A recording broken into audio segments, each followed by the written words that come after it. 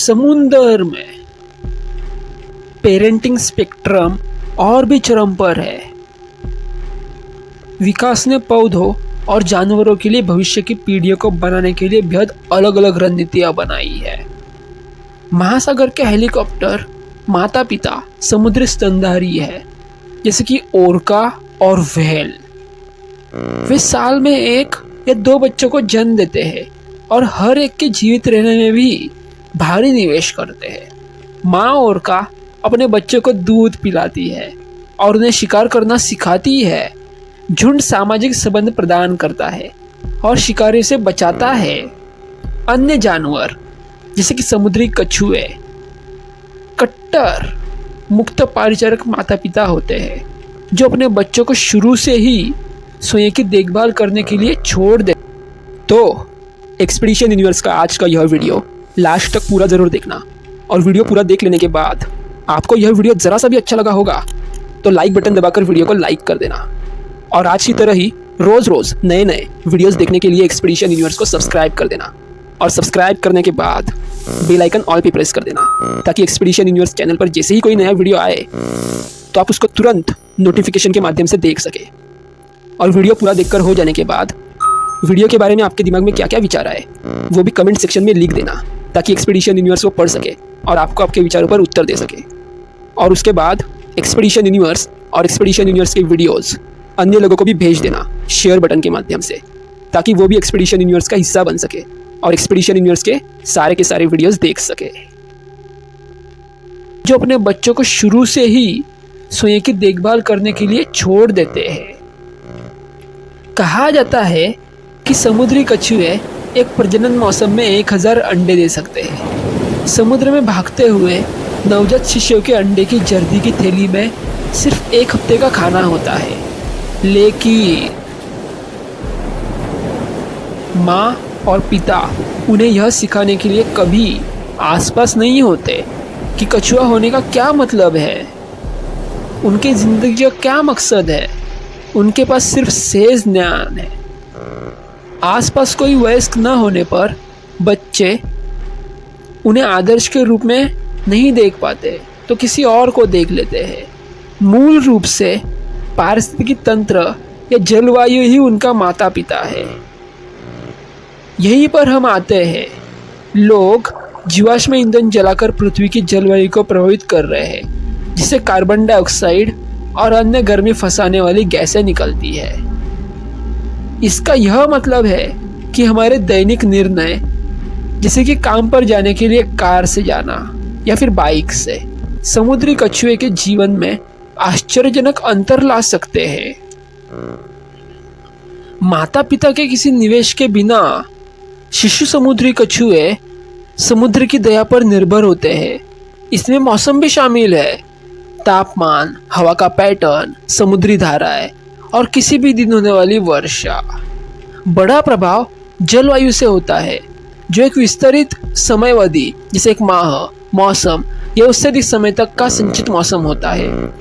जलवायु उन धाराओं को चलाती है जो समुद्र में पोषक तत्व पहुंचाती है। यह समुद्री जीवन के लिए बहुत बड़ी बात है। जलवायु में होने वाली परिवर्तन यह निर्धारित कर सकते हैं कि शिशु कछुओं को उत्पादक पोषण देने वाली परिस्थितियाँ मिलेंगी या फिर नहीं। Monterey Bay Aquarium Research Institute के जैविक समुद्र वैज्ञानिक फ्रांसिस्को चावेज, उन्होंने एक बार एक स्पीच में कहा था, समुद्र हमें एक स्थिर जगह लगती है, लेकिन यह बदलती भी रहती है, कभी कभी पूर्वानुमित तरीकों से। एक काफ़ी पूर्वानुमित जलवायु चक्र एल नीनो दक्षिणी दोलन है, जो लगभग हर 2 से 7 साल में होता है। एल नीनो घटना के दौरान प्रशांत व्यापारिक हवाएं चलना बंद हो जाती है, आमतौर पर दिसंबर के अंत में, जिससे एक श्रृंखला प्रतिक्रिया शुरू हो जाती है। गर्म उष्णकटिबंधीय पानी दक्षिण अमेरिका की पूर्व की ओर फैलता है और प्रशांत के कुछ हिस्सों में सामान्य मौसम पैटर्न उलट जाता है। ऑस्ट्रेलिया और दक्षिण एशिया के आमतौर पर गीले क्षेत्रों में सूखे का अनुभव हो सकता है। पेरू, और कैलिफोर्निया के तटों के साथ शुष्क क्षेत्र भी भीग सकते हैं। एल निनो का भाई ला निनो एल निनो के ठीक बाद में आता है और इसका मौसम विपरीत प्रभाव डाल सकता है।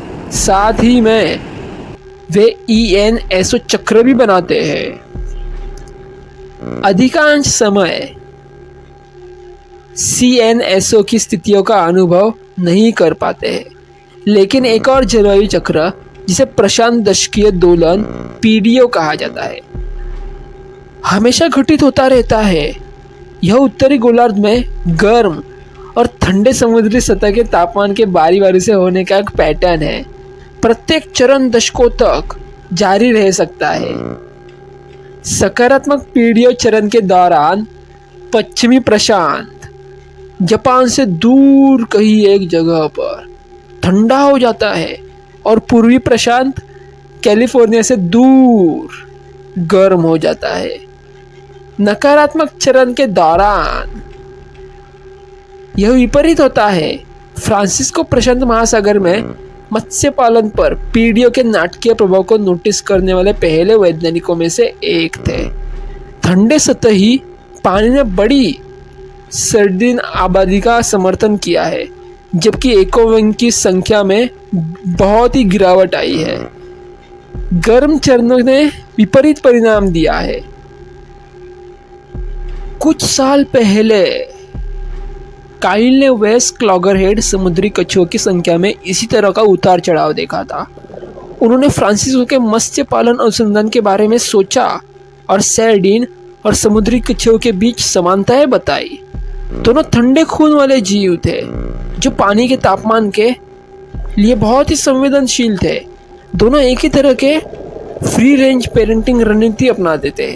बहुत सारे बच्चे पैदा करना, फिर उन्हें खुद ही देखभाल करना, जिसमें कुछ ही बच्चे इतने लंबे समय तक जीवित रह पाते थे कि वे खुद बच्चे पैदा कर सके।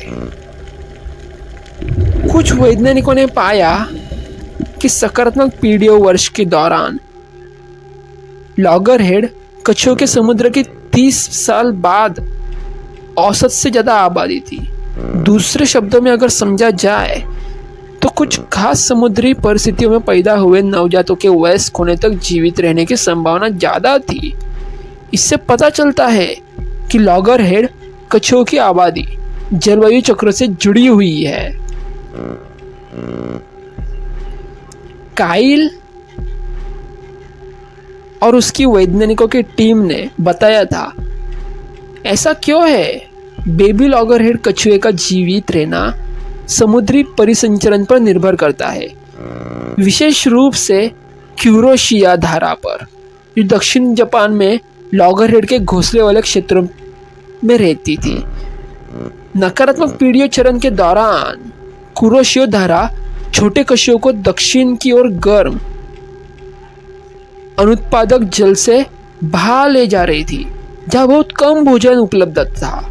इससे भी बदतर यह है कि कछुए गर्म खून वाले नहीं होते, इसलिए गर्म पानी में रहने से उन्हें भूख लगती है।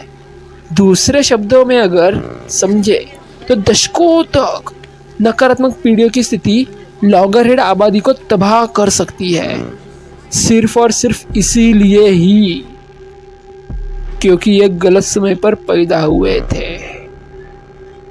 दूसरी ओर सकारात्मक PDO चरण इन कछुओं के लिए अच्छा समय होता है। शक्तिशाली क्यूरोशिया धारा कमजोर हो जाती है, जिससे नवजात शिशु उच्च अक्षांकों पर ठंडे अधिक उत्पादक जल में तैरने लगते हैं। इन भाग्यशाली कछुओं के पास भोजन खोजने, मजबूत होने और बड़े होने के बेहतर अवसर होते हैं। कुछ दशकों बाद वेस्ट लॉगरहेड आबादी में उछाल आता है। समुद्री दुनिया और उसके समुद्री जीव, खासकर माता पिता, अपने बच्चों को जलवायु परिवर्तन के नाटकीय प्रभाव से बेहतर तरीके से बचाने में बहुत ही सक्षम है। उदाहरण के लिए अगर समझा जाए तो शिशु और का अपने पूरे वयस्क जीवन के लिए एक ही झुंड में रहते हैं और परिवार के सदस्य एक दूसरे के साथ शिकार सजा करते हैं। समुद्री स्तनधारियों के बड़े दिमाग उन्हें एक और फायदा देते हैं और वो है शिकारी दिमाग। उदाहरण के लिए ग्रे व्हेल अपने प्रवास के मार्ग को बदल सकते हैं ताकि वे वहां जा सके जहां भोजन सबसे ज्यादा अधिक होता है। लेकिन यह सिर्फ समुद्र में प्राकृतिक जलवायु चक्रों की कहानी नहीं है, बल्कि कोयला और पेट्रोलियम जैसे जीवाश्म ईंधन को जलाकर मनुष्य पृथ्वी की जलवायु को भी बदल रहे हैं। जैसे जैसे हम वायुमंडल में अतिरिक्त कार्बन डाइऑक्साइड छोड़ते हैं, पृथ्वी ग्रह वैसे वैसे गर्म होता जा रहा है और वैज्ञानिकों का अनुमान है कि नकारात्मक पीढ़ियों चरणों के दौरान होने वाली स्थितियों उनसे गंभीर परिस्थितियां हो सकती है। यह आपस में लड़ने वालों के लिए बड़ी मुश्किल बन सकता है। काइल कहते हैं कि जलवायु परिवर्तन एक बहुत बड़ा मुद्दा है। यह जानना मुश्किल है कि शुरुआत कहाँ से की जाए। यह काम हमें इस बात पर ध्यान केंद्रित करने में मदद करता है कि अभी किन प्रजातियों को हमारी मदद की सबसे ज़्यादा जरूरत है। फ्रांसिस्को नामक एक वैज्ञानिकों को चिंता है कि लोग जलवायु परिवर्तन को बढ़ावा देना जारी रखते हैं। कुछ प्रजातियां इन समुद्री चक्रों के पोषक तत्वों की कमी वाले चरण में जीवित रहने में असमर्थ हो सकती है। वे कहते हैं, जो आबादी तब तक टिक रही है तब तक टिक सकती है जब तक कि यह फिर से अच्छा न हो जाए। वे पनपती है, लेकिन यह एक ऐसे बिंदु पर पहुंच सकता है जहां वे और टिक नहीं सकते। अच्छी खबर तो यह है कि हमारा महासागर बहुत ही ज़्यादा लचीला अमर्याद है। जीवाश्म ईंधन को कम जलाने और स्वच्छ ऊर्जा स्रोतों पर स्विच करने के लिए मिलकर काम कर सकते हैं।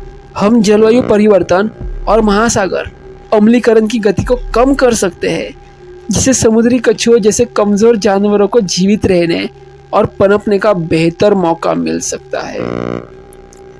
इसका मतलब समुद्री कछुओं को पालने के लिए एक वैश्विक गांव की ज़रूरत होती है।